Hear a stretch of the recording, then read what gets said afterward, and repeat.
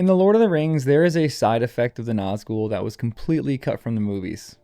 Well, side effect isn't really the right word. It's more like a poison or a virus that comes from the Nazgul, but it is called the Black Breath, or as the Gondorians call it, the Black Shadow.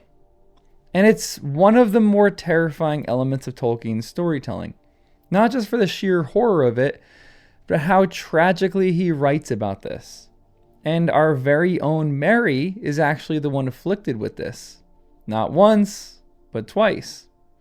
And today I just want to talk about the idea literally of the Black Shadow or the Black Breath and what it means for those who are afflicted by this. Now this video is going to be the first part of a 3-part series I'm going to make about this idea as well. The first is going to tackle the Black Breath. The second will tackle the way that they heal the Black Shadow or the Black Breath. And I just find that a really fascinating way for how they heal the people who are afflicted by the Black Shadow. I think it's just like all the sensory imagery. It's really great. And then the third part is going to be the person who is doing the healing and why that is really significant for the person that is actually the one that's healing.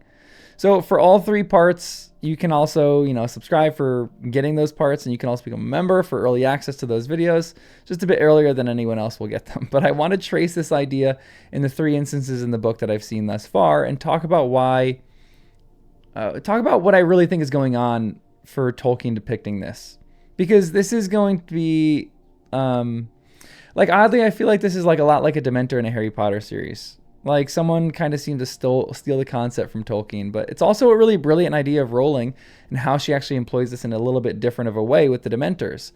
But the poison that comes from the Nazgul seems to be a bit like depression, despair, and shock, all wrapped into one virus form, one that you kind of have that slowly suffocates your spirit and kills you.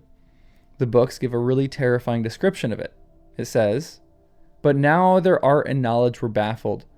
For there were many sick of a malady that would not be healed, and they called it the Black Shadow, for it came from the Nazgul. And those who were stricken with it fell slowly into an ever deeper dream, and then passed to silence and a deadly cold, and so died. And it seemed to the tenders of the sick that on the halfling and on the Lady Eowyn this malady lay heavily. Still at whiles, as the morning wore away, they would speak, murmuring in their dreams, and the watchers listened to all that they said, hoping perhaps to learn something that would help them understand their hurts. But they soon began to fall down into darkness, and as the sun turned west, a gray shadow crept over their faces." Now, this is the description of the malady, but we also get some of the psyche of someone who actually endured it.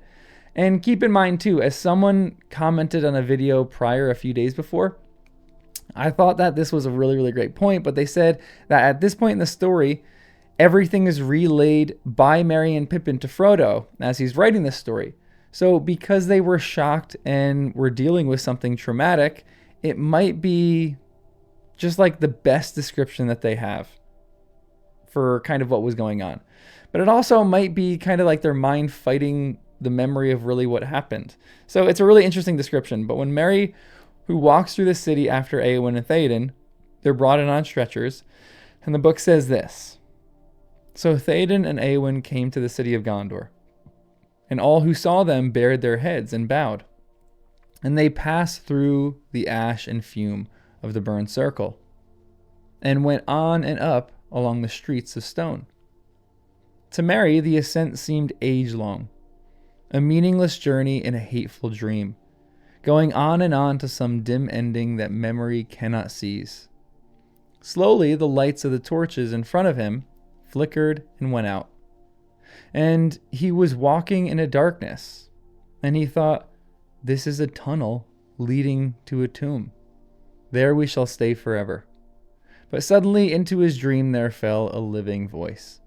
Now, this living voice is Pippin, and Pippin is terrified to learn the state that Merry is in at the moment. But interestingly enough, this isn't the first time that Merry encounters the Black Shadow or the Black Breath. Aragorn actually calls, Aragorn, he's the one that calls it the Black Breath. And I'm sure that he's dealt with this before because they kind of have their own name for it. But in Bree, there is an instance where Merry feels the aura, and it's a really interesting section. So I just want to read what the book says about this. "It seemed to make up off the road eastward, continued Mary. I tried to follow, of course. It vanished almost at once. But I went round the corner and on as far as the last house on the road. Strider looked at Mary with wonder. You have a stout heart, he said, but it was foolish. I don't know, said Mary. Neither brave nor silly, I think. I could hardly help myself. I seemed to be drawn somehow. Anyway, I went, and suddenly I heard voices by the hedge. One was muttering, and the other was whispering, or hissing. I couldn't hear a word that was said. I did not creep any closer, because I began to tremble all over. Then I felt terrified, and I turned back, and was just going to bolt home when something came behind me, and I fell over. I found him, sir, put in Nob. Mr. Butterbur sent me out with a lantern. I went down to Westgate, and then back up towards Southgate. Just nigh Bill Fernie's house, I thought I could see something in the road. I couldn't swear to it, but it looked to me as if two men was stooping over something, lifting something. I gave a shout, but when I got up to the spot, there was no sign of them, and only Mr. Brandybuck lying by the roadside. He seemed to be asleep. I thought I had fallen into deep water, he says to me, when I shook him. Very queer he was, and as soon as I roused him, he got up and ran back here like a hare. I'm afraid that's true, said Mary, though I don't know what I said. I had an ugly dream which I can't remember. I went to pieces. I don't know what came over me. I do, said Strider. The Black Breath. And there's an implication there as well that, whatever he's dealing with, it's a great description, which both of them are kind of experiencing dreams in this situation, like a dreamless state. And there's also an implication that Frodo actually dealt with this as a side effect of being stabbed on Weathertop. Now, I don't want to break into all that story because I think there's like a lot of interesting stuff in there. But in the books, this journey from Weathertop, from when Frodo gets stabbed, to Rivendell takes about 19 days.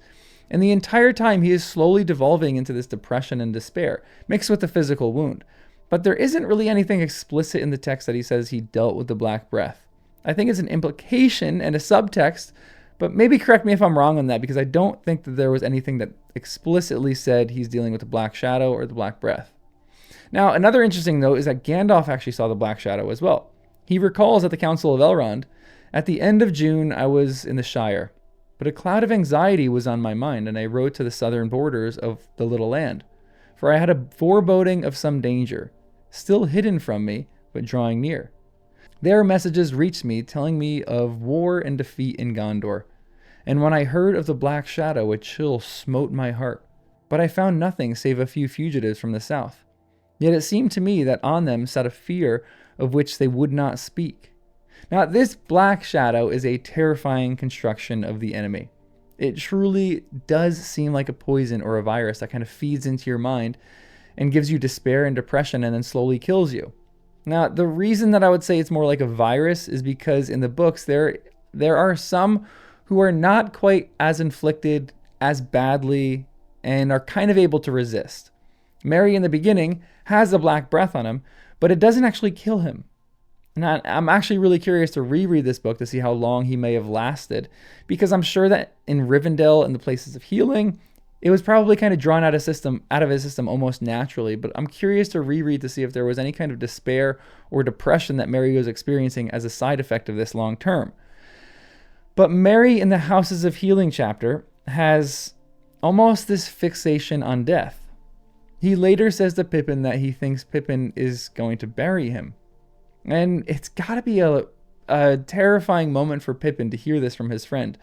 And again, I find the comparison with the Dementor just to be really an apt comparison. Now, it also has its shortcomings. It doesn't really get the full picture of what the Black Shadow is. But for a Dementor, it feeds on happiness and leaves you in despair. But a Dementor feeding on those memories and those moments when it is away doesn't really kill you. The Dementor's kiss, which kind of sucks out your soul, is the thing that kills you ultimately, for lack of better words. And it takes away your humanity. The Black Breath is a little bit different. It seems like a side effect of just being around the Nazgul. It's like the aura that the Nazgul has. And it's an effective writing device as well, because there are these creatures that are so awful that just simply being around them is enough to give you a virus and potentially kill you and poison you. It's a really terrifying thing, and it's something that they talk about the side effects for it, and they talk about the treatment for it, because there's a section where it seems sunlight is actually a treatment for it. This to some extent, in the cases of Eowyn and Merry, Merry goes and he's with Pippin, and Pippin kind of drags him into the sun, and there's an instance where he kind of feels like a little bit of healing, but not everything comes. So maybe it can fight a little bit of the darkness, but I think it's an apt metaphor too for like the closing of the world around you. Merry has this tunnel vision, and all these things are kind of infesting his mind, and it's like the world is closing in and feel like he's shrinking, and then all of a sudden he gets this little light, and the light of the sun is like a solve for this. But the way that he is healed is really the coolest part, in my opinion, and I'll talk about that more tomorrow. But this just seems like it's something between a Dementor feeding and a Dementor's kiss. It doesn't immediately suck out your soul and kill you, but it will eventually get there. Because in a high enough dose, this also kind of puts you in the same realm that the Nazgul are in. Because there's all these instances when the person who is healing the people who are inflicted by the Black Shadow, he like seems to be calling them out of this other realm. He's trying to draw the shadow out of them by entering into the shadow realm and calling them out of the shadow realm. It's even like an interesting way in that Merry comes out of this. The way that he comes out of this is by hearing a living voice. Now, that's not enough to just hear a living voice, but it's a great metaphor for some of the shell shock that Tolkien likely saw in his life. His description of it is just perfect. And the way that you also get out of it is perfect writing. More for that tomorrow. And this too is one of the scarier things to me to have to endure in Middle-earth, because it is both out of the world of Middle-earth, but it's also deeply embedded in the world of Middle-earth, because it just feels like the most relatable and applicable malady that exists in all of Middle-earth. Now, all of us have been either in Merry's position or in Pippin's position, and I've seen someone struggle with depression and despair to the point that it almost chokes them out. Sometimes we have gone through that. Now, I saw this a number of years ago with someone who was at their lowest point, and I will never forget the way that they looked at me and the way they talked to me. That still haunts me to this day. And this moment with Merry is really haunting because it's just something less out of Middle-earth, and it just feels, again, so applicable to our world. I mean, we don't have Nazgul, yes, but we also know about the Black Shadow because it just feels so personal. And what is more terrifying than a being that can kill you is a being that can kill you even after you've killed it. Now, they can unmake you, and this thing kind of dissolves your sense of self and your sense of hope and your kind of reason to live and keep walking. And this is what sometimes depression feels like. Not every single time, but I think this is a really good analogy for that. It feels like you're almost being unmade, almost poisoned to death. And there 100% is kind of some kind of spiritual element attached to this as well. Again, with the idea that the healer is actually almost going into the spiritual realm and calling these people who are inflicted up out of this. But I will talk about that in the third part. But all this to say, I just find this a really interesting and apt way for Tolkien to talk about trauma, because Merry is going through it here. And I cannot wait to talk about the way that he's healed. And while the way that the Black Shadow makes a person feel in Lord of the Rings is wildly applicable to how kind of sometimes we feel, also the way that someone is healed is even more wildly applicable to the way that we too can feel and experience the healing from things like depression and despair and shock. So this is really an organized essay today, but come back tomorrow to hear me talk about the idea of the healing of this with how Ethelis works and how the healer actually brought them back out of this state, because it is so interesting.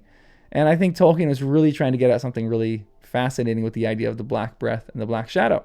Again, it's a really interesting concept to write on, and I feel like a lot of authors kind of stole this from him, but maybe he stole it from someone else. So let me know what you think in the comments about the Black Breath, and also subscribe. If you made it this far in the video, you can also like it, or you can become a member for some members only access and some early access to videos too. And always, as always, remember to look toward Numenor that was, and beyond to Elvenhome that is, and to that which is beyond Elvenhome and will ever be. I'll see you in the next one.